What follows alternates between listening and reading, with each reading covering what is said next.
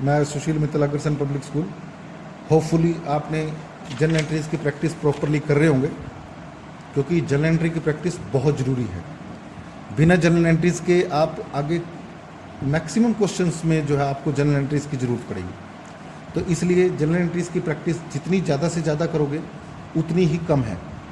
ज़्यादा से ज़्यादा प्रैक्टिस कीजिए ताकि उसमें आपको थोड़ा सा स्टेटमेंट को समझने का मौका मिले। उसी फेज़ में आगे बढ़ते हुए आज हम कैश बुक के बारे में डिस्कस करेंगे। लास्ट टाइम एक बार हमने सब्सिडरी बुक्स के बारे में डिस्कस किया था। उस सब्सिडरी बुक्स में हमने 4 सब्सिडरी बुक्स जिनको हम डे बुक भी बोलते थे, जब जनरल एंट्री नहीं करते उसकी बजाय जो है सब्सिडरी बुक्स अलग अलग बुक्स जो है मेंटेन कर लेते हैं। Purchase book, cell book, purchase return book, cell return book, वो 4 बुक्स के बारे में डिस्कस किया था। उसमें मैंने आपको कैश बुक के बारे में थोड़ा सा वो बताया था। वहाँ पे सिर्फ मैंने एक ये बताया था कि सब्सिडरी बुक जो कैश बुक भी एक सब्सिडरी बुक है।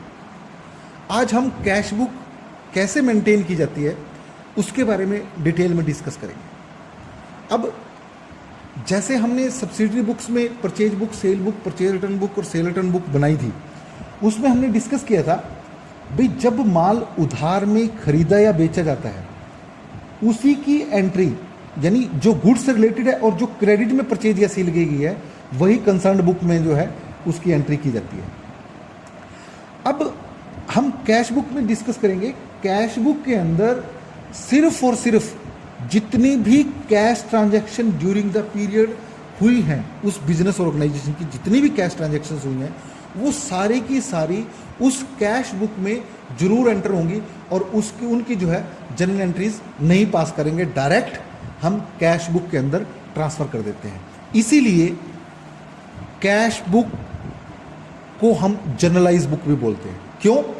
क्योंकि जर्नल एंट्री के अंदर हम क्या करते हैं, जो हमारी प्राइमरी ट्रांजैक्शंस हैं उनको डायरेक्ट हम जो है जर्नल एंट्री में ट्रांसफर करते हैं। ऐसे ही कैश बुक के अंदर भी जो ट्रांजैक्शन है डायरेक्ट उनको जो है कैश बुक के अंदर ट्रांसफर करते हैं। इसलिए इसको जो हम जर्नलाइज बुक बोलते हैं। दूसरा, इसको लेजर बुक भी बोलते हैं, इसलिए इसको जो है ड्यूअल एस्पेक्ट बोलते हैं। कई बार आपके पास क्वेश्चन पूछ सकता है how cash book complete dual aspect, तो उसमें आप पहले ये बताओगे भाई क्योंकि प्राइमरी ट्रांजैक्शंस जो है डायरेक्ट कैश बुक में ट्रांसफर की जाती हैं इसलिए ये जर्नलाइज उसको पूरा करती है। दूसरा, जब हम कैश बुक बनाते हैं, क्योंकि आपको पता है जर्नल एंट्री से लेजर पोस्ट किए जाते हैं, जब आप कैश बुक बनाओगे उस सिचुएशन के अंदर आपको कैश अकाउंट बनाने की जरूरत नहीं है। इटसेल्फ जो कैश बुक है वही कैश अकाउंट है, यानी इसमें जर्नल एंट्री का पर्पस भी सॉल्व हो जाता है और कैश बुक का पर्पस भी सॉल्व हो जाता है। तो दोनों पर्पस ये सॉल्व करती है, इसलिए इसको जो है ये ड्यूअल एस्पेक्ट को जो है कंप्लीट करती है। तो ये चीज़ें जो है आपको इसके अंदर ध्यान रखनी पड़ेगी। तो कैश बुक के अंदर सिंपली आपको ये ध्यान रखना पड़ेगा भी जितनी भी कैश ट्रांजेक्शन्स होंगी, जितनी भी कैश ट्रांजैक्शन हैं उन सब कैश ट्रांजैक्शंस को हम उनकी एंट्री जो है वो कैश में की जाती है, वो सारी की सारी कैश बुक में ट्रांसफ़र की जाएंगी। अगर कोई ट्रांजैक्शन बुक्स में ऐसी दे रखी है जो कैश में नहीं हुई है, sold goods from Mohan, credit purchase, credit sale, तो उस सिचुएशन के अंदर उसकी ट्रांजैक्शन हम बुक्स में नहीं, कैश बुक में नहीं करेंगे। उसके लिए हमें क्या करना पड़ेगा, नीचे अलग से वर्किंग नोट में उसकी जर्नल एंट्री करके दिखानी पड़ेगी। जैसे आप आगे डिस्काउंट की एंट्री करोगे, जो डिस्काउंट की जो है, क्योंकि डिस्काउंट ना तो कैश में आता और ना कैश में जाता, तो इस सिचुएशन में हम क्या करेंगे, डिस्काउंट की जर्नल एंट्री पास करेंगे और जितना अमाउंट हमें अपने डेटर से मिला है या जितना अमाउंट हमने अपने सप्लायर को पे किया है वो अमाउंट जो है उस अमाउंट की एंट्री हम कैश बुक में करेंगे और जितने का डिस्काउंट अलाउड किया गया है या जितने का डिस्काउंट रिसीव्ड हुआ है उसकी ट्रांजैक्शन हम जो है जर्नल एंट्री में नीचे वर्किंग नोट में करके दिखाएंगे। अगर आप ये जर्नल एंट्री साथ में नहीं करोगे तो आपके मार्क्स जो है डिडक्ट हो सकते हैं।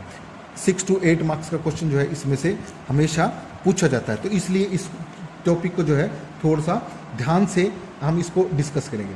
अब बात आती है टाइप्स ऑफ कैश बुक। यहाँ पे कैश बुक में देखिए सिंपल, इसके अंदर एक तो सिंपल कैश बुक होती है। सिंपल कैश बुक में क्या होता है, सिंपल कैश की ट्रांजैक्शंस दी होती हैं। एक होती है 2 कॉलम कैश बुक, वैसे तो आपको बुक्स में दी हुई है जैसे cash and discount column, cash bank and discount column, cash and bank column. अब ये डिस्काउंट कॉलम हमें जो है बनाने की ज़रूरत नहीं है। डिस्काउंट कॉलम को हम बुक्स में नहीं बनाते क्योंकि इसके लिए हम जनरल एंट्री पास करते हैं, इसलिए आपको ये डिस्काउंट कॉलम करने की ज़रूरत नहीं है। सिंपल, एक तो इसकी simple cash book, simple cash book में क्या करोगे, simple cash book, simple cash book में क्या होता है बेटे, सिर्फ कैश कॉलम होता है। जैसे मैंने नीचे कॉलम बनाया हुआ है, इस कॉलम में डेट का परफॉर्म होता है, पर्टिकुलर्स, फिर आगे लेजर फोलियो, डेबिट अमाउंट। ये जो पोर्शन है यहाँ पे इसको दो हिस्से में बांट देते हैं, लेफ्ट वाला आपका डेबिट साइड और राइट वाला आपका क्रेडिट साइड होता है। ऐसे ही सेम आगे क्रेडिट साइड में डेट, पर्टिकुलर, लेजर फोलियो और अमाउंट। मतलब इस तरीके से ये सिंपल कैश बुक का परफॉर्म है। दूसरी जो हमारी कैश बुक बनती है वो हमारी बनती है 2 column cash book. 2 column cash book के अंदर हम क्या करते हैं बेटे, यहाँ पे जो अमाउंट वाला कॉलम है इसके 2 कॉलम बना लेते हैं, एक यहाँ पे कैश बैंक, फिर यहाँ इस साइड भी 2 कॉलम कैश और बैंक। ये जब हम आगे डिस्कस करेंगे तो उसमें हम बनाएंगे एक बार। पहले आप सिंपल कॉलम कैश बुक को बारे में आपको ध्यान से समझने की जरूरत है। अब इसके परफॉर्मिंग के बारे में हमने डिस्कस किया, भाई इसको 2 हिस्सों में बांटा गया है, left hand side debit side और राइट हैंड साइड जो है वो क्रेडिट साइड होती है।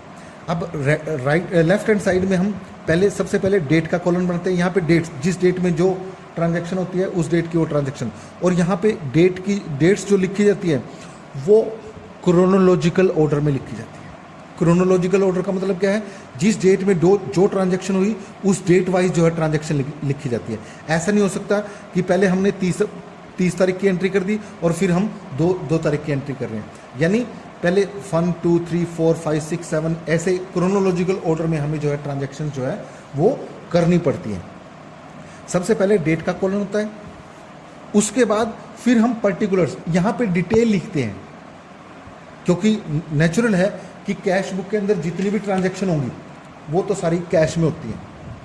अगर कैश में ट्रांजैक्शन नहीं होगी तो इस कैश बुक में करने की जरूरत ही नहीं है। जिससे वो ट्रांजैक्शन जिसके कारण कैश आया या गया वो ट्रांजैक्शंस को हम जो है यहाँ पे लिखते हैं, जो ट्रांजैक्शन हुई है। जैसे मान लो बिजनेस स्टार्ट किया तो कैपिटल से कैश आया, कैपिटल के थ्रू बिजनेस में कैश आया तो यहाँ पे 2 कैपिटल लिख देंगे। दूसरा, फिर यहाँ पे लेजर फोलियो, यानी जब इसको लेजर में पोस्ट किया जाएगा, जैसे जब लेजर में पोस्ट किया जाएगा तो उस लेजर का नंबर लिखा जाता है, भाई कितने नंबर लेजर में इसको ट्रांसफ़र किया गया। फिर आगे हम अमाउंट लिखेंगे, भाई कितने अमाउंट का जो है वो ट्रांजैक्शन हुई। ऐसे ही फिर राइट हैंड साइड में आपका डेट, सबसे पहले डेट लिखेंगे, उसके बाद फिर हम पर्टिकुलर्स, वही डिटेल लिखेंगे जिसके कारण से हमारा पैसा गया, और उसके बाद फिर लेजर फोलियो और फिर क्रेडिट अमाउंट, जितने अमाउंट से वो जो है हमारा कैश बुक जो है वो क्रेडिट हुई। ये ऐसे हम डिटेल जो है लिखा जाएगा। एक चीज़ इसमें ध्यान रखोगे, कैश बुक एक रियल अकाउंट की तरह बनती है हमारी, रियल अकाउंट की नेचर है इसकी। बिजनेस के अंदर जितना भी कैश आएगा, चाहे वो किसी साल से रिलेटेड हो, चाहे वो किसी भी पर्पस से कैश आया हो, चाहे कैसा भी कैश आया हो, जितना भी कैश बुक्स के अंदर आएगा, बिजनेस के अंदर आएगा, वो सारा डेबिट में आएगा।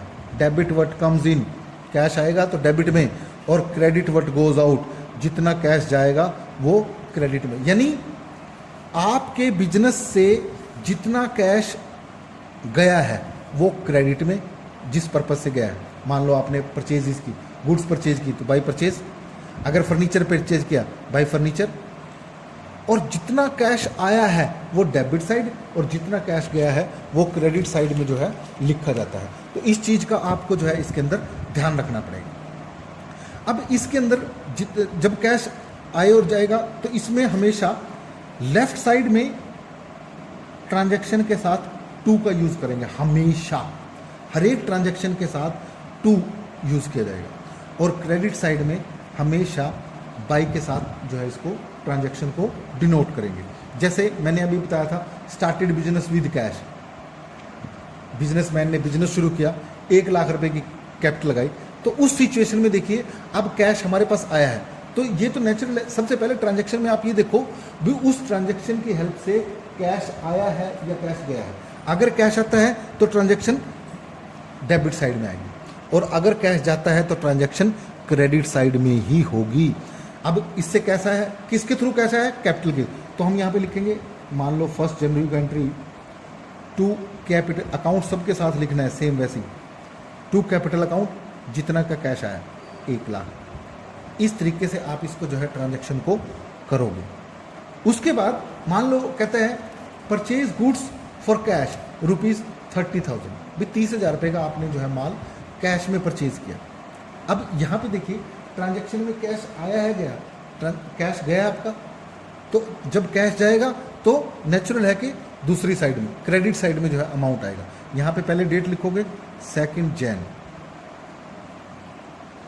बाई, अब क्योंकि गुड्स खरीदी है तो जब गुड्स खरीदोगे गुड्स अकाउंट नहीं लिखते, हम यहाँ पे लिखेंगे परचेजेज अकाउंट। कितने रुपए का खरीदा आपने, 20,000 का माल आपने परचेज किया। ये 20,000 जो है आप यहाँ पे इस तरीके से लिखो। जब पैसा आएगा तो इस साइड, जब पैसा जाएगा तो क्रेडिट साइड, और जब आएगा तो जिस कारण से आ रहा है, जिस ट्रांजैक्शन से आया उस ट्रांजैक्शन का नाम लिख देंगे, और जाएगा तो जिस ट्रांजैक्शन से गया है उस ट्रांजैक्शन का नाम लिख देंगे। मान लीजिए आगे कहता है सोल्ड गुड्स फॉर कैश या कैश सेल, 2 जैन को हमने 10,000 का कैश में माल सेल किया टू सेल्स अकाउंट। अब आपने देखिए माल बेचा है, गुड्स बेची है, तो गुड्स नहीं लिखोगे। अगर माल बेचते हो तो सेल अकाउंट से डील करोगे, और माल खरीदते हो तो परचेज अकाउंट से डील करोगे। इस तरीके से आप जो है इसको वो करोगे। सेल अकाउंट, अब मान लीजिए 10,000 का माल आपने सेल किया, टू सेल्स अकाउंट हम यहाँ पे 10,000 जो है वो लिख देंगे। उसके बाद पेड टू राम, यानी हमने पेमेंट की राम को, राम हमारा सप्लायर था, उसको हमने पैसा दिया, तो हम यहाँ पे लिखेंगे, मान लीजिए 5 जैन को एंट्री हो रही है बाय राम्स अकाउंट। कितना, मान लीजिए 5,000 हमने जो है उसको पेमेंट की, तो जितना अमाउंट हमने पेमेंट किया उतना अमाउंट हम यहाँ पे लिख देंगे। इस तरीके से हम इसमें जो है एंट्री करेंगे। रिसीव्ड फ्रॉम शाम, शाम से सपोज हमें रिसीव हुआ, शाम से रिसीव हुआ, तो उस सिचुएशन में हम क्या एंट्री करेंगे, यहाँ पे मान लो 6 जैन को to शाम्स account,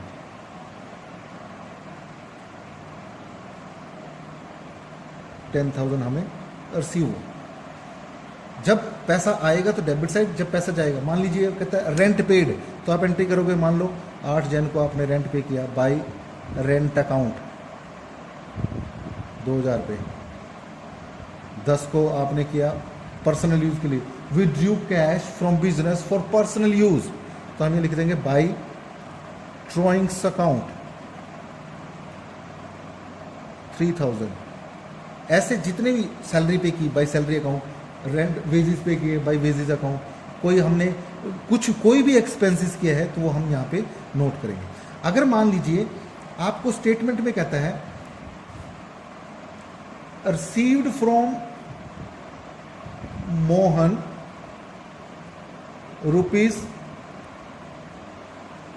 ₹9,500 in full settlement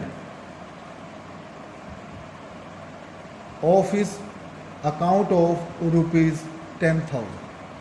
अब ये देखिए क्या कहता है, भाई हमने राम से 10,000 रुपये लेने थे, उससे 9,500 हमें फुल सेटलमेंट मिल गया। अगर ये फुल सेटलमेंट नहीं लिखा होता ना, फिर हमें डिस्काउंट की जरूरत नहीं पड़ती। अब क्योंकि फुल सेटलमेंट लिखा हुआ है तो इसका मतलब क्या है, बाकी का हमने डिस्काउंट अलाउड कर दिया। क्योंकि जब आप अपने डेटर्स को डिस्काउंट देते हो तो उसको हम डिस्काउंट अलाउड बोलते हैं, और जब आप क्रेडिटर से डिस्काउंट लेते हो, सप्लायर से डिस्काउंट लेते हो, तो वो आपका डिस्काउंट रिसीव्ड है। अब यहाँ पे आपको 9,500 रुपीज़ रिसीव हुए, जितना पैसा रिसीव हुआ वो हम यहाँ पे लिखेंगे। उसके बाद यहाँ पे क्या लिखेंगे, मान लो 10th जैन को या 12th जैन को टू मोहन्स अकाउंट, मोहन से हमें 9,500 मिले। अब लेने थे 10,000 रुपये, तो 500 रुपये की क्या एंट्री हुई, 500 रुपये, क्योंकि उसमें कैश में कोई ट्रांजेक्शन हुई तो उस 500 की हम यहाँ पे कोई ट्रांजेक्शन नहीं करेंगे। 500 की आप लास्ट में वर्किंग नोट बनाओगे और उसमें उसकी जर्नल एंट्री पास करोगे, discount account debited to Mohan account 500 रुपये। अब यहाँ पे देखिए, क्योंकि कैश की ट्रांजैक्शन हमने क्यों नहीं की, क्योंकि कैश की कैश बुक में चलेगी। जो डिस्काउंट की, क्योंकि यहाँ एंट्री नहीं हुई तो उसके हमें जर्नल एंट्री पास करनी पड़ेगी। अब डिस्काउंट जो है मोहन जो है यहाँ पे मोहन जो है 10,000 रुपये से क्रेडिट हो गया और वो जो है उसके 10,000 रुपये उससे लेने थे, 10,000 रुपये हमें आगे, जिसमें से 9,500 कैश और 500 रुपये जो है डिस्काउंट। इस तरीके से हम जो है जितनी भी ट्रांजैक्शंस होंगी, जैसे 1 2 3 एग्जांपल्स दिए हुए हैं, जितनी भी ट्रांजैक्शंस होगी उन ट्रांजैक्शंस को उतार लेंगे। उसके बाद हम क्या करेंगे, लास्ट में डबल लाइन कर लोगे। इसका टोटल करोगे 1,20,000, 1,29,500। अब इसका वर्किंग रफ में टोटल कीजिए, 20 और 5 25 और 5 30,000 रुपये इसमें से लेस कर दो। यह आपका by balance carried down CD 99,500, ये आपका आंसर जो है बुक्स में दिया होगा। इस तरीके से आपने कैश बुक के बैलेंसेस को जो है सॉल्व करना है। नेक्स्ट जो है 2 कॉलम कैश बुक के बारे में हम, कैश और बैंक कॉलम और कॉन्ट्रा एंट्रीज के बारे में हम नेक्स्ट लेक्चर में जो है डिस्कस